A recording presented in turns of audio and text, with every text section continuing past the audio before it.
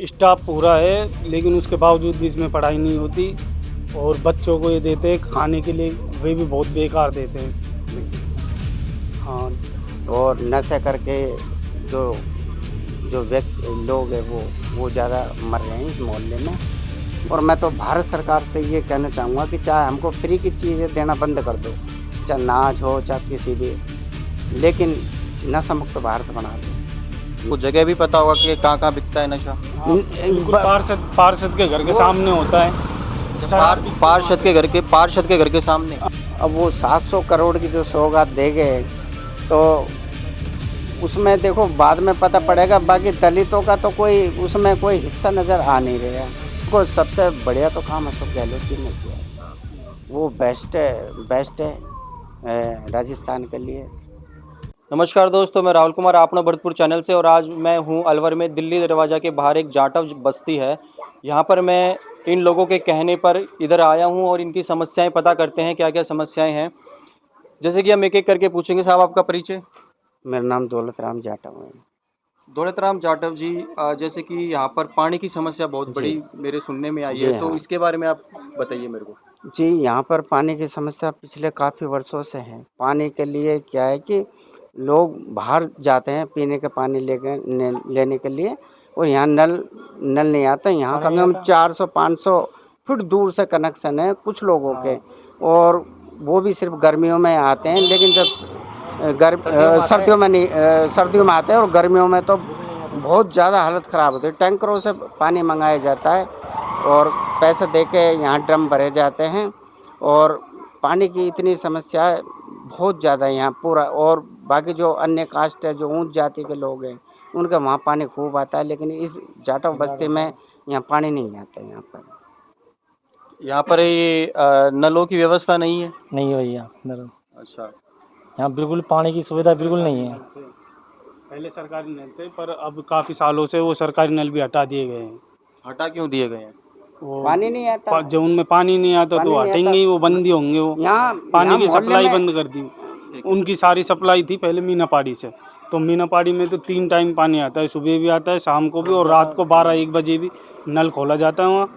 और वहाँ के रोड धोने के लिए पानी है, लेकिन यहाँ पीने के लिए पानी नहीं है। इतनी समस्या है यहाँ पर। जैसे कि मैं सफाई व्यवस्था की बात करूँ तो सफाई व्यवस्था कैसी है? सफाई व्यवस्था ऐसी है यहाँ पर, सफाई कर्मी आते हैं, अगर रोड झाड़ गए तो नाली छोड़ जाएंगे, फिर 3 दिन तक नहीं दिखाएंगे अपनी शिकल यहाँ पर।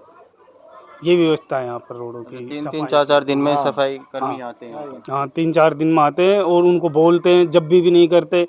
कई बार हम नालियों में से कचरा निकाल के बाहर डाल देते हैं एक तरफ, उनको बोलते उठा के ले जाओ, उसके लिए भी बोलते हैं कि कल ले जाऊँगा, परसों ले जाऊँगा, कैसे आते हैं? और उनके लिए भी 10-20-50 रुपये लेते हैं। अच्छा, ये उनका काम है सफाई व्यवस्था रखना। गवर्नमेंट उनको पैसा देती है, फिर आपसे भी पैसे मांगते हो कचरा उठाने के भी लिए? हमसे पैसे लेते हैं। तो आपने बोला नहीं कि ये चीज़ गलत है?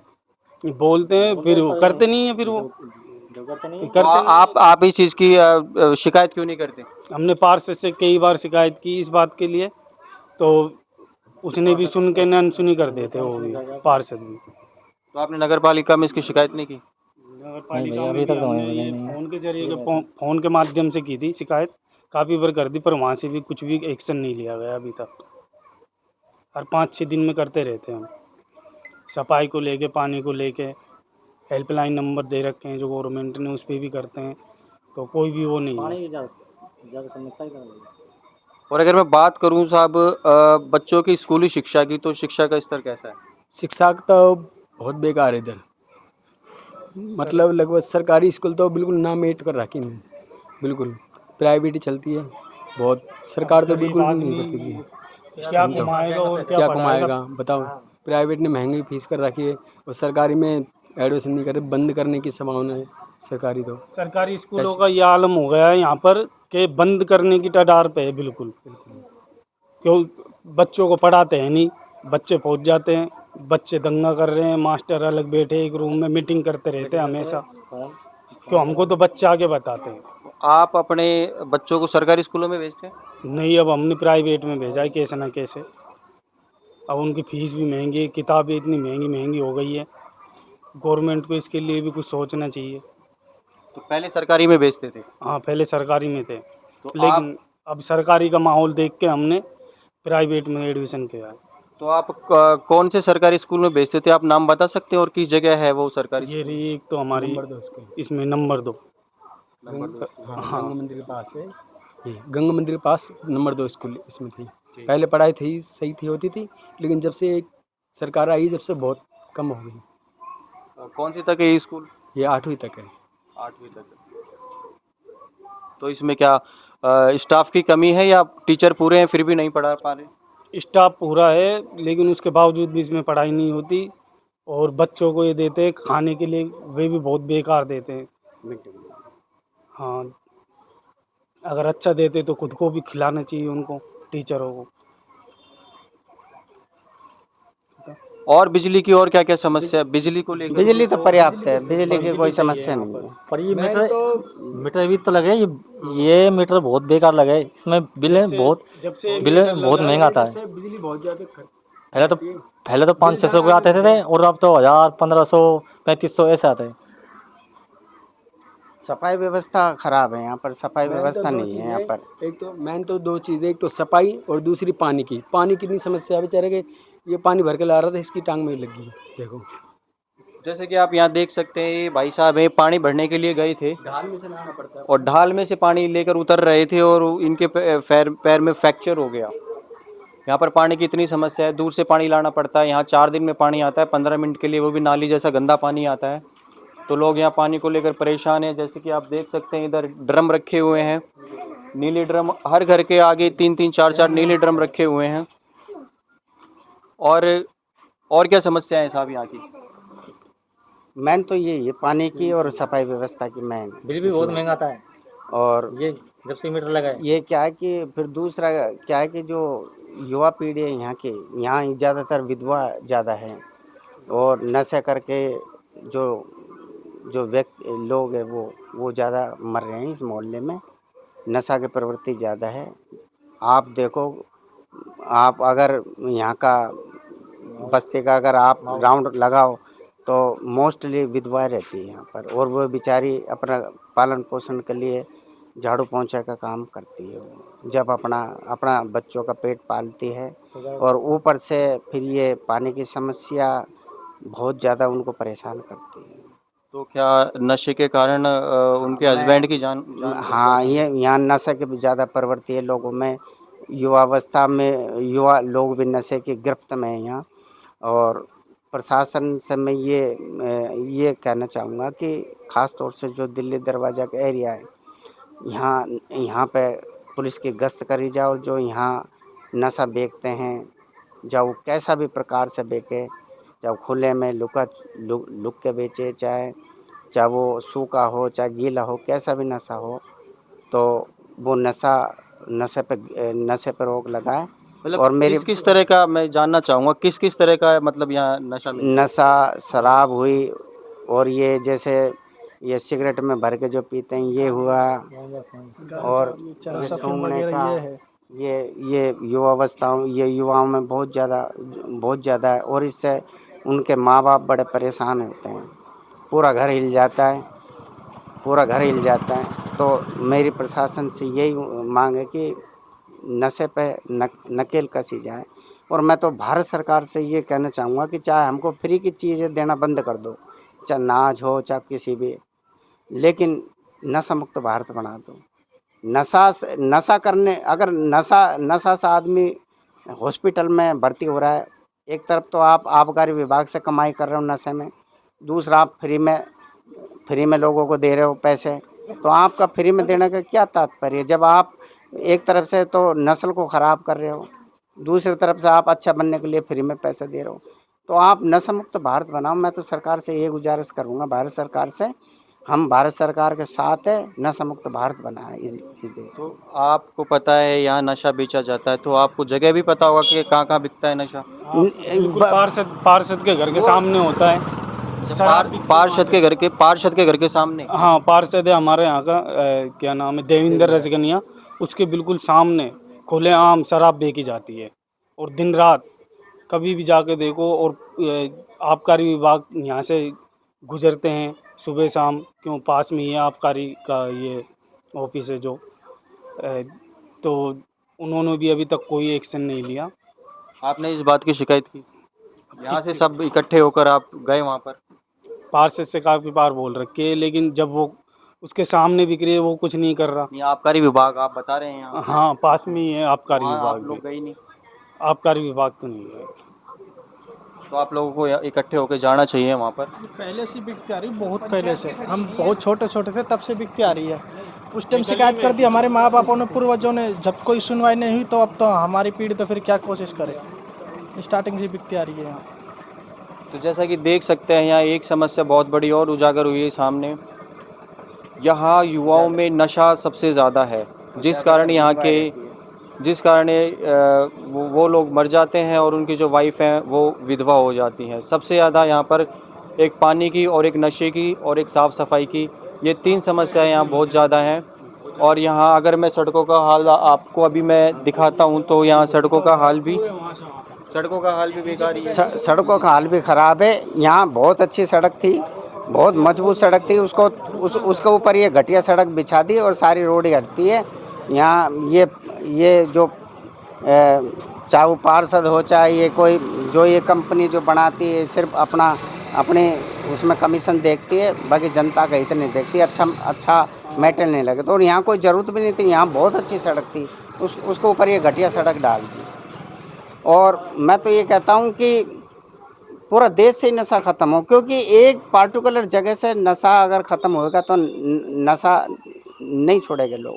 अब सपोज करो कि दिल्ली दरवाज़ा में नशा बंद हो जाए तो वो नशा बाहर से लेकर आएंगे, बाहर दूसरे क्षेत्रों से लेकर आएंगे। तो नशा पे पूर्ण नशा मुक्त होना चाहिए भारत, तभी जाके बचेगा। क्योंकि हमने वो दौर भी देखा जब एक स्टेट नशा मुक्त कर देता था तो उस स्टेट के लोग दूसरे स्टेट में जाकर नशा करते थे और उससे नशा नहीं छूटता था।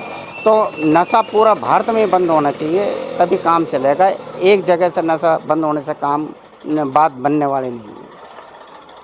जैसे आप युवा हो तो मैं आपसे पूछता हूँ, अलवर में रोजगार को लेकर युवाओं को कितने अवसर मिल पा रहे हैं? गवर्नमेंट की तरफ से तो काफ़ी अवसर मिल पा रहे हैं। ये अपने गवर्नमेंट जो कॉलेज है, ITI वगैरह, इनमें काफ़ी अखबार में वैकेंसी निकालती है, आती है कई बार। बाकी फिर भी जितनी जनसंख्या यहाँ बढ़ रही है अलवर में, बाहर से लोग आकर अलवर में बस रहे हैं, उस हिसाब से रोज़गार कम ही पड़ रहा है, बहुत कम। गांव के लोग फिर भी कुछ न कुछ कहीं ना कहीं कैसा न कैसा रोज़गार कर लेते हैं, बाकी सिटी के उनको इतना रोज़गार नहीं मिल पा रहा है। पढ़े लिखे युवा भी आजकल रिक्शा चला रहे, कोई दुकानों पे लग रहा है, कोई बेलदारी कर रहा है, फिर ही ऐसी है। कोई टाइम पास के लिए जोमेटो वगैरह, स्विगी वगैरह पे डिलीवरी बॉय बने पड़े हैं। रोज़गार बहुत कम है अलवर में। एक रोजगार की बात मैं ये कहना चाहता हूँ सर, आज जो एक भागम भाग युग है, इसमें जो हाथ का जो दस्तकार का युग है वो धीरे धीरे ख़त्म हो रहा है। जैसे मान लो मैं पेंटर हूँ, खुद पेंटिंग का काम करता हूँ मैं। अब पेंटिंग में क्या है, अब गवर्नमेंट ने कानून बना दिया कि आप बिना इजाज़त कहीं नहीं लिख सकते, तो जो एडवर्टाइज का काम वो ख़त्म हो गया। हमारी जो लिखने की जो ब्रुश आती थी उस पर गवर्नमेंट ने बैन लगा दिया। अब प्लास्टिक के बाल के ब्रुश आती, उनसे लिखाई सही नहीं होती। और फिर फ्लैक्स का युग आ गया, जो हाथ से बोर्ड बनते थे वो लगभग अब ना के बराबर है, ख़त्म से हो गए। ऐसे टेलरों का काम मशीनों ने ले लिया। तो जो जिस प्रकार से भारत की हस्तकला उद्योग था, हस्तकला वो धीरे धीरे ख़त्म हो रहा है। जिस प्रकार से भारत की आबादी है, जो पॉपुलेशन हाई चल रही है, उस हिसाब से पॉपुलेशन के अनुसार रोज़गार ख़त्म हो रहे हैं और बेरोज़गार हो रहे हैं। ये बहुत गंभीर विषय हैं। तो सरकार को जो हस्तकार जो लोग हैं उनको बढ़ावा देना चाहिए, उनकी बात को समझना चाहिए कि भाई इनको ये इन प्रकार के सामानों की ज़रूरत है तो इनको अलाउ करना चाहिए। अब जैसे कि कल अमित शाह आए थे, ठीक है, बताया गया है कि वो 700 करोड़ की सौगात देकर गए हैं अलवर को। तो अभी तक आप इस चीज़ से मतलब आपकी क्या राय है इसके ऊपर? वो आए, वो 700 करोड़ की सौगात देकर गए। अब वो 700 करोड़ की जो सौगात दे गए तो उसमें देखो बाद में पता पड़ेगा, बाकी दलितों का तो कोई उसमें कोई हिस्सा नज़र आ नहीं रहा। ये सिर्फ उनके लिए है, किसानों के लिए या पूंजीपतियों के लिए है, बाकी दलितों का, गरीब लोगों का इसमें कोई लेना देना नहीं है। इसमें उसकी कोई इसमें सहभागिता नहीं है इसमें। जैसे सरस डेयरी का शिलान्यास किया है, तो किसान वर्ग और पशुपालकों के लिए उसका कोई फायदा है? अब फायदा तो है, क्योंकि बड़ा प्लांट लगा है तो उसमें दूध ज़्यादा होगा, लोग पशु ज़्यादा से ज़्यादा रखेंगे। लेकिन ज़्यादातर जो दलित है, जो कमज़ोर वर्ग के, उनके पास, बेचारे के पास पशु ना का बरोबर है, कहीं है नहीं, ज़्यादातर तो है ही नहीं, तो उनको तो कोई फ़ायदा वाली बात है नहीं। जैसे मैं विधायक जी की बात करूं जो अलवर के हैं, संजय शर्मा जी, इन्होंने कितना क्या विकास करवाया अलवर में? देखो, संजय शर्मा जी ने ये बहुत अच्छा काम किया कि यहाँ पे संत रविदास का सामुदायिक भवन बना है, बहुत अच्छा ये किया है। दूसरा, यहाँ बोरिंग अभी करवाई है, लेकिन वो बोरिंग का सही तरह अभी इसमें कनेक्ट हो नहीं पाई है और उसका लाभ अभी नहीं मिला है। ये तो अच्छा किया है उन्होंने। बाकी यहाँ के लिए सफाई व्यवस्था है, और यहाँ जो तालमेल, जो संवाद है, वो ख़त्म है संजय शर्मा जी का। अच्छा। हाँ। जैसे अगर मैं आपसे पूछना चाहूँ कि आप अपने विधायक को 10 में से अगर अंक दें विकास के नाम पर, तो कितने देना चाहेंगे? नहीं, विधायक तो देखो, विधायक 50-50 है, 10 में से 5 दूंगा। अच्छा भी है, और जहाँ अगर उसकी कमजोरी है तो मैं उनसे ये कहना चाहता हूँ वो अपने कमी पर ध्यान दे और हमारे वार्ड की तरफ थोड़ा सा ध्यान दे। एक सवाल और, आप दलित समाज से आते हैं, जाटव समाज से हैं, तो अलवर में आपके जाट नेता कौन है?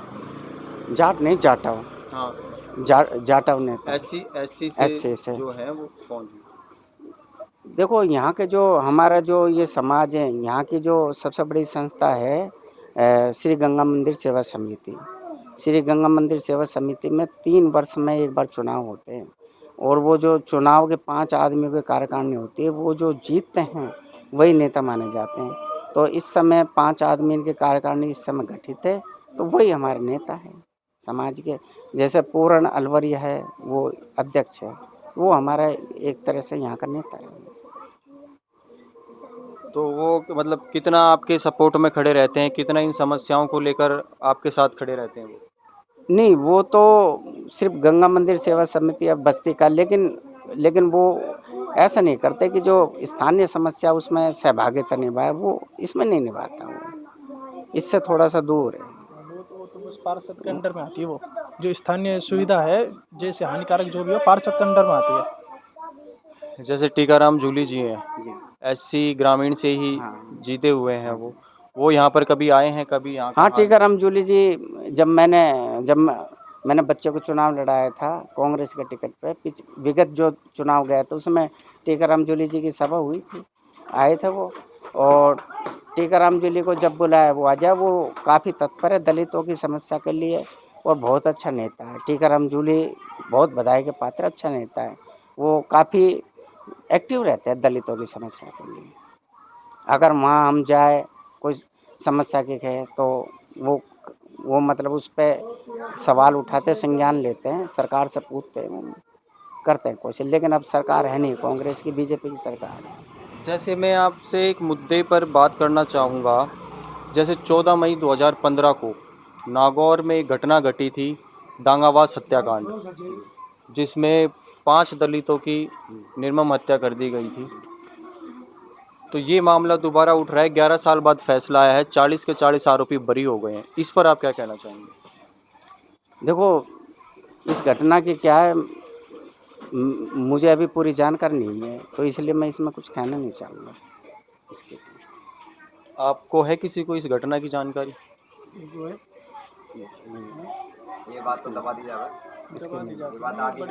मैं चाहता हूं कि आप इस घटना की जानकारी लें, अखबार पढ़ें, सोशल मीडिया पर देखें, और इसके लिए एकजुट हों, समाज को एकत्रित करें और सरकार तक इस चीज़ को पहुंचाएं, क्योंकि जो वहाँ हुआ है वो कहीं भी हो सकता है। ठीक है। और मैं ये चाहता हूं कि अगर मैं एक लास्ट सवाल है आपका, आप आने वाली सरकार में मुख्यमंत्री किसे देखना चाहेंगे? आने वाली सरकार में मुख्यमंत्री देखो सबसे बढ़िया तो काम अशोक गहलोत जी ने किया है, वो बेस्ट है राजस्थान के लिए। और मैं चाहूँगा कि कांग्रेस का राज आए, क्योंकि कांग्रेस में जो मेन लास्ट पंक्ति के जो लोग हैं उनके काम होते हैं। जैसे गहलोत जी तो 3 बार बन भी चुके हैं, आपको नहीं लगता कोई नया चेहरा आना चाहिए अब? उनको मौका देना चाहिए देखो किसी नए चेहरे नया चेहरा अब वो उनकी पार्टी डिसाइड करेगी किसको बनाए। को? आप क्या कहना नए चेहरे पे देखो भरोसा नहीं किया जा सकता, पुराने वो काम करते अच्छे आ रहे तो उन्हीं पे ही भरोसा है। चंद्रशेखर रावण का तो थोड़ा सा उसका थोड़ा सा खूब अच्छा है, उसमें बाद में समाज में भी वही चलते हैं, तो वह हिसाब से तो चंद्रशेखर आना चाहिए। चाहेंगे? जैसे युवाओं को मौका मिलना चाहिए। नहीं, आपकी बात सही है, युवाओं को मौका मिलना चाहिए, लेकिन फिर भी क्या है, भरोसे की बात आ जाती है। युवाओं आजकल को अगर आप पुराने नेता देख लो, नए देख लो, सबों में एक ही बात आती है, वोटिंग के टाइम सब हाथ जोड़ते हैं, सभी अपना समझते हैं, और वोट होने के बाद कोई किसी को नहीं मानता, उन गेट तक भी खड़े नहीं होने देते। जैसे कि मैंने यहाँ पर वृद्धों से बात करी, वृद्धावस्था पेंशन यहाँ लोगों को मिल नहीं रही क्या? बहुत कम लोगों को, जो जिनको पुराने को मिल रही है ना उनको ही मिल रही है, बाकी नए तो धक्के ही खा रहे हैं। गवर्नमेंट का काम ही ऐसा है, बस दफ्तरों के चक्कर ही लगाते रहो, नहीं हो पाता। बूढ़े बुजुर्ग कहाँ डोल पाते हैं, बेटे बहुत कम है, काफ़ी तो नशे के चक्कर में ही उनकी डेथ हो गई है। बस उनकी पत्नियाँ घरों में झाड़ू पोछा करके गुजारा कर रही है, दफ्तरों के चक्कर काटना किसी की बस की नहीं है, इतना घुमाते हैं बस दफ्तर में। जो पुराने हैं उनकी किसी इनकी पेंशन चल रही, नए की तो नहीं है, बहुत कम है। जैसे कि आप देख सकते हैं, मैं अपना भरतपुर चैनल से, और यहाँ हमने जाटव समाज से बात करी, यहाँ की समस्याएं सुनी। इन्होंने बहुत तरह की अपनी समस्याएं सामने रखी हैं, और ये प्रशासन से यही मांग करते हैं कि इनकी जो समस्याएं हैं ये जल्द से जल्द सुनी जाएं, नशे पे रोक लगाई जाए, पानी की व्यवस्था ठीक करी जाए, शिक्षा की व्यवस्था ठीक करी जाए, नालियों का निकास व्यवस्था ठीक करी जाए। ये सभी इनकी मांगे हैं। और मैं राहुल कुमार अपने कैमरामैन विष्णु के साथ आपको अपडेट्स यहाँ की देता रहूँगा। धन्यवाद।